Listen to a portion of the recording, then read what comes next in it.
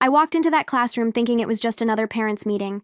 You know, cramped chairs, awkward smiles, and a few tired teachers trying to keep it all on schedule.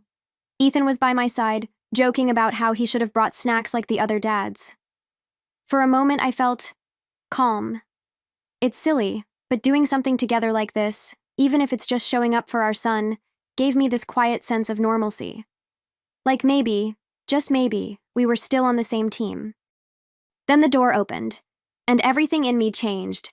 She walked in like she owned the air around her. Julia. I'd seen her before in passing, always that same polished look and just the right touch of charm. We'd never spoken, barely nodded. But the second Ethan saw her, I felt it. His back straightened, his eyes lingered. Just a fraction of a second too long. But enough for my heart to catch it and skip. I didn't say anything. What would I have said? But something shifted. I could feel the smile fading from my face even as I tried to hold it. You know when the room stays the same, but suddenly you're not in it the same way anymore? That's what it felt like I was watching a scene I wasn't supposed to be part of. Ethan looked like someone who'd just seen a ghost, and not the scary kind, the kind that still makes your chest ache. I tried to focus on the meeting, really I did. But every time I glanced at Ethan, he wasn't the man I walked in with. Not completely. His shoulders were tense, his hands kept fidgeting with the sleeve of his shirt, and he wasn't listening. Not to the teacher, not to anything. His eyes kept finding her across the room. And hers? Oh, Julia wasn't subtle. She smiled at him like they shared a secret, like the rest of us were just background noise. I sat there, nodding through some update about field trips, but my stomach, it was twisting. Then came the laugh. God, that laugh. Someone made a joke, something dumb about bake sales, and suddenly, they both laughed, but not like everyone else. It was too in sync, too knowing. That kind of laugh doesn't come from strangers. That laugh comes from history. And in that moment, I didn't care how many cupcakes Julia could bake. I wanted to know what she was doing in our life, because Ethan was no PTA dad. He never volunteered for anything. So when Julia raised her hand to help with the fundraiser, and out of nowhere, Ethan raised his too, I didn't smile. I froze. He didn't even glance at me for approval, for support. Nothing. Just offered himself up like he suddenly cared about school events. My hands tightened in my lap, and I smiled to no one, just to keep myself from unraveling right there in front of 20 parents and a second-grade teacher. But my brain was racing, trying to make sense of the performance I was watching. Because that's what it was. A performance. And Ethan? He was playing a role I didn't recognize. After the meeting ended, people started mingling, gathering their coats, chatting about rides and snacks and weekend games. I stood up slowly, giving Ethan the chance to walk out with me. But he didn't. Instead, he drifted to the side of the room, right to where Julia was standing. I watched him lean in, speak low, and smile in that quiet, intimate way. She touched his arm, barely. But I saw it. And I saw him let her. Not pull away, not look around, just stay there like they were the only two people in the room. I waited a beat too long before walking over. My voice was light when I asked, "Who's that?" He didn't miss a beat, just shrugged and said, "Just one of the moms. I think our kids play together sometimes." I nodded, pretending that answer meant something. But inside, I felt like a wire had snapped, because that wasn't just one of the moms. That wasn't how you look at someone you barely know. That wasn't how you talk to someone you only see in passing. I've been married to Ethan long enough to recognize the look, the history, the flicker of something buried just beneath the surface. And no matter how good he was at brushing it off, my gut had already spoken. There was more to that woman than he was letting on. And something told me this story was just beginning. The car ride home should have felt normal. It didn't. Ethan was humming along to some radio song like nothing had happened, like we hadn't just sat in a room where something unspoken screamed between every glance. I stared out the window, nodding absently as he talked about homework and soccer practice. But my mind was still back in that classroom, replaying every second. The look Julia gave him. The way his face changed when she walked in. The kind of tension that doesn't come from strangers. At first, I told myself I was imagining it. that I was being paranoid. But that little voice in my head, the one I've learned to trust after all these years, it wouldn't shut up. And then I started noticing the small things. The way he checked his phone more than usual. The way he smiled to himself at random moments. The way he said her name. Not out loud, but behind his eyes. It's hard to explain, but when you love someone long enough, you recognize when they've let someone else in, even if they haven't said a word. I kept telling myself, don't jump to conclusions. You'll look crazy, you'll sound jealous. But deep down, I already knew. Something had shifted, something had returned, and I couldn't unsee it. At dinner, he talked about how great it was that more parents were getting involved with the school. I forced a smile and nodded, all while remembering how he used to grumble about meetings like they were torture. But now, he was suddenly eager, suddenly invested. And I knew it had nothing to do with field trips. I watched him more closely after that, not in a loud, accusing way. No, I was quiet. Still, like someone trying to listen through a wall. And what I saw only confirmed what I was already feeling. The way he laughed a little too hard at something Julia said, the way his eyes darted over to her when he thought I wasn't looking. There was a rhythm to it, a back and forth that didn't belong in a room full of teachers and tired parents. It was the kind of energy that makes your skin prickle, even when no one else seems to notice. Then came the moment that sealed it. Julia volunteered to help with the school fundraiser. I barely looked up, because of course she did. She seemed like the type. But what I didn't expect, what truly caught me off guard, was Ethan raising his hand right after her. My head turned before I could even hide it. He met my eyes just briefly, not with excitement, not with joy, but with that flash of guilt he couldn't quite mask in time. And then he smiled like it was no big deal, like this was just something new he wanted to try. Ethan doesn't do bake sales. He doesn't sign up. This was a man who once claimed he was allergic to parent-teacher nights. And now, here he was, suddenly enthusiastic about raffle tickets and donation bins. Please. It wasn't about the fundraiser. It was about her. Every instinct in my body was screaming it. I could feel the weight of it in my chest, heavy and sharp, pressing down on everything I thought I understood about my marriage. After the meeting ended, I didn't leave right away. I watched.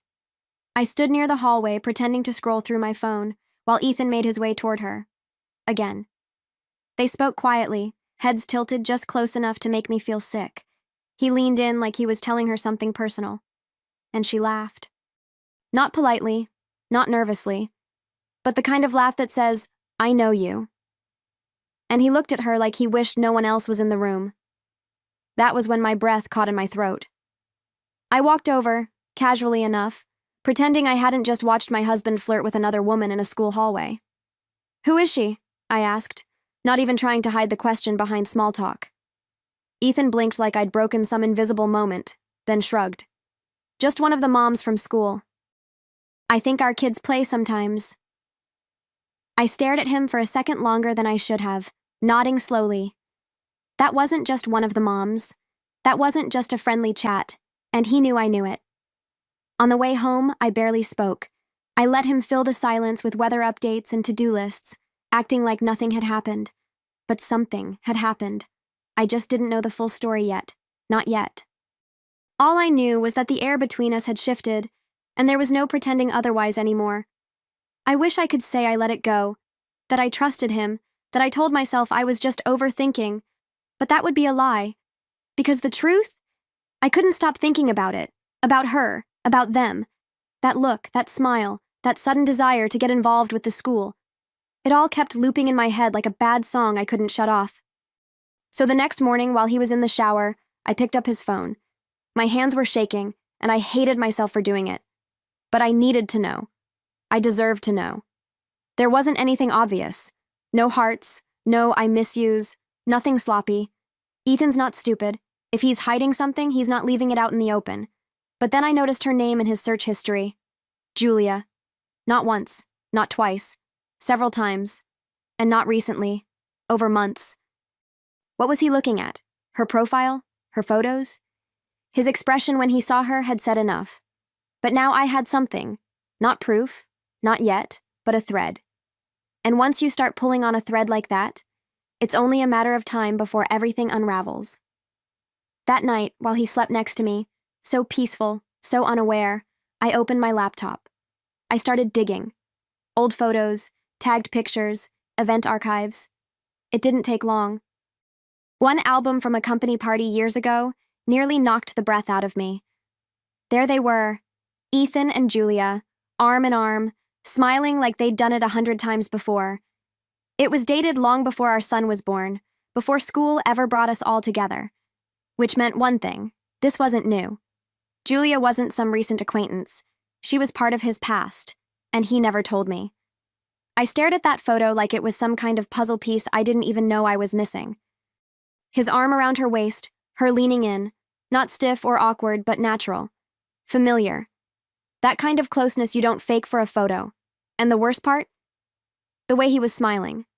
That soft, unguarded smile I used to believe was mine. I sat there for what felt like forever, just frozen. My fingers hovered over the mouse, but I couldn't click away. I couldn't look at anything else. The truth was staring me in the face, and it felt like the floor beneath me had cracked wide open. I kept scrolling, clicking through posts I never cared about before. And suddenly, all the little things Ethan had said over the years, names dropped, vague timelines, stories that didn't quite line up, started rearranging themselves into something clearer, something darker. Julia wasn't some woman he bumped into at school events. She wasn't a stranger. They had history. The kind you keep quiet when you don't want to explain it. And now that I knew, now that I really knew, I couldn't unknow it. The heartbreak came first, a dull, hollow ache in my chest that made it hard to breathe. But right behind it came something sharper, something steadier. Not rage, not even sadness. Clarity. I couldn't prove they were still seeing each other, but I could feel it, and I realized in that moment I didn't need to catch him texting her. I didn't need the cliché of lipstick on a collar. I just needed to catch him in a lie. Because if I could do that, then it wouldn't just be suspicion anymore. It would be truth. The next few days felt like a performance I never auditioned for. I smiled when I needed to. I asked about his day. I kissed him goodnight. But inside, I was gathering pieces, watching patterns, taking mental notes. Every time he picked up his phone and tilted it away from me, every time he left the room to make a quick call, it added to the quiet case I was building. I wasn't just hurt anymore. I was focused. And that scared me more than the heartbreak ever could. I started planting small traps. Nothing dramatic, just little questions here and there. Casual ones like, "Have you seen that mom from the meeting again?" Or, "Didn't you say you didn't know her?" And every time he'd brush it off with that easy grin of his, that practiced deflection. And I'd nod, pretending to believe him, while inside I was counting the cracks. His story changed in subtle ways. Tiny contradictions he didn't even notice. But I noticed, because now I was listening differently. At night, when the house was quiet and he was asleep beside me, I'd lie awake staring at the ceiling, feeling this strange mix of grief and power. The betrayal was still raw, yes, but now I had direction. I wasn't just the wife left in the dark, I was the woman turning on the light. And something told me, it wouldn't be long before I had the one piece of evidence I needed to tear the whole thing wide open. I didn't come at him swinging. That's not who I am. No yelling, no dramatic accusations. I waited until we were alone, just the two of us in the kitchen, after dinner. I pulled up the photo on my phone, the one of him and Julia, arm in arm, years ago. I placed it on the counter between us without a word. He stared at it, and for the first time in weeks, he didn't have a smile. No deflection, no quick excuse. Just silence. And that silence told me everything. When he finally spoke, his voice was low, almost apologetic. "We had a thing," he said. "Years ago. Before you. It didn't mean anything." I just stared at him, waiting for the part where he'd tell me why he never thought to mention that his ex was now one of the moms at our son's school. He didn't say it. He just looked at me like a child caught with crumbs on his face, insisting he hadn't touched the cookies. "It didn't matter," he said again, like that would erase the lie by omission. But it did matter. It mattered that he'd lied, that he'd pretended she was a stranger, that he'd let me sit across from her in that classroom, completely in the dark. I felt like a fool. Not because he'd had a past, we all have one, but because he'd hidden her knowing full well the impact she'd have. And while I tried to process that, his phone lit up on the counter. A message preview flashed across the screen before either of us could stop it. From Julia. And all it said was, "I can't stop thinking about last week." I didn't touch the phone. I didn't need to. That message sat there like a bomb that had already gone off. All that was left was the silence afterward. Ethan froze. His mouth opened, then closed. He didn't even try to make up a story this time. Didn't say it was a joke or a misunderstanding. He just stared at me, like maybe if he looked sorry enough, I'd pretend I didn't see it. But there's no apology big enough to cover that kind of betrayal. Not when it's spelled out right in front of you. I took a deep breath, and I think that's when he realized I was done. Not angry, not screaming, just done. "You can explain it to her," I said quietly. "Because you won't be explaining anything to me, not under this roof." His eyes widened like he thought I might still listen, still fight for this, but I wasn't interested in begging a man to be loyal. I wasn't going to sit through another performance where he played the good husband, and I pretended to believe him. He tried to speak, to reach for me, but I stepped back. Not dramatically, just enough. Enough to draw the line. And it wasn't just about the cheating. It was the lying, the gaslighting. The quiet choices that told me I didn't matter enough to be told the truth. I'd always imagined heartbreak would be loud, maybe even violent. But standing there in our kitchen, all I felt was cold. Not numb, not shocked, just clear. So painfully, beautifully clear. I didn't pack a suitcase. Not right then. I didn't slam doors or toss clothes into a bag while crying. That's what movies show, not real life. In real life, betrayal feels heavier, quieter. I walked to our bedroom, closed the door behind me, and sat on the edge of the bed like a woman who had just stepped outside her own skin. I looked around that room, our room, and every memory suddenly had a question mark attached to it. Every laugh, every lazy Sunday morning, every kiss. Was she always there, just under the surface? Later that night, I tucked our son into bed like nothing had changed. I kissed his forehead, pulled the blanket up around him, and smiled like I wasn't breaking apart inside. Because he didn't need to know. Not yet. Not now. This was between Ethan and me. And soon, it would be between me and a decision I already felt forming in my chest. I didn't need more proof. I had enough. I had more than enough. And what I needed now wasn't another answer. It was space. Room to breathe. Room to decide what life I wanted to walk into next. Ethan slept on the couch that night. I didn't ask him to. I didn't have to. He knew. We didn't say goodnight. There was nothing left to say that could fix what had already shattered. And as I lay in bed alone, staring at the ceiling in the darkness, I realized something I hadn't felt in a long time. Peace. It wasn't warm. It wasn't comforting. But it was solid. I knew what I had to do next. And that knowledge, as painful as it was, gave me something I hadn't had in days. Control. I left the house the next afternoon with a small bag and a steady hand. No drama, no scene. Just the sound of my car door closing and the weight of my son's backpack in the back seat. We drove to my friend Melissa's place. She's the kind of woman who doesn't ask 1,000 questions, just opens her door and makes tea. I didn't cry when I got there. I didn't need to. I'd cried enough already, and what I felt now wasn't sadness. It was something cleaner, more resolved. I'd made my choice. I was done living in the shadow of someone else's secrets. Melissa gave us the guest room, and my son thought it was some kind of sleepover adventure. He asked if Daddy was coming too. I smiled gently and told him, "Just us tonight." And that's how it started, a new kind of quiet. One without the weight of wondering, without the second guessing. I didn't tell him what happened. He's too young. But I did hug him a little longer. Watched him fall asleep with his stuffed dinosaur curled under his arm and thought, this is the only man I need to protect now. The next morning I called the school. Not to make a scene, just to update our emergency contacts and make sure all communication went through me moving forward. I asked them to remove Ethan from the volunteer list, politely, firmly. I didn't explain why. I didn't owe them that. And when I hung up the phone, something shifted. It wasn't big, It wasn't dramatic. But it felt like I had taken a piece of my power back.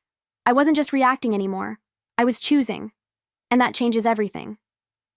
Ethan tried reaching out. Of course he did. First, it was a text that just said, "Can we talk?" Then a longer one, about how sorry he was, how he never meant to hurt me, how it wasn't what it looked like. I didn't reply. I didn't even open the rest. Because I've learned something about apologies. When they come only after someone's caught, they're not really for you. They're for them. For their guilt. For their comfort. And I wasn't about to hand mine over so easily. He tried calling too. I let it ring. My phone lit up with his name over and over, but I never touched it. Not once. Blocking him felt cold at first. Too final. But eventually, it started to feel like protection, like drawing a boundary that was long overdue. And I realized I didn't need to hear one more excuse. I didn't need to sit through another performance of his regret, because what happened wasn't a mistake. It was a choice. 1,000 little choices he made, knowing I'd be the one left with the pieces. I kept my distance at school too. No small talk. No forced smiles at drop-off. I walked my son in, kissed him goodbye, and left. If Julia was there, I didn't look at her. I didn't give her that power. Let them wonder what I knew. Let them fill in the blanks. I wasn't interested in turning this into some messy drama. I wasn't there to play the role of the scorned wife. I was just done. Quietly, fully, and absolutely done. A week later, I found myself sitting on a park bench while my son played in the distance. The sun was low, that warm golden kind of light that makes everything feel softer. I watched him laugh as he chased after a ball with another kid, completely unaware of how much had changed. And maybe that's what made me smile. The fact that his world was still full of joy, even when mine had shifted beneath my feet. That meant I was doing something right. I took a deep breath and realized I felt peace.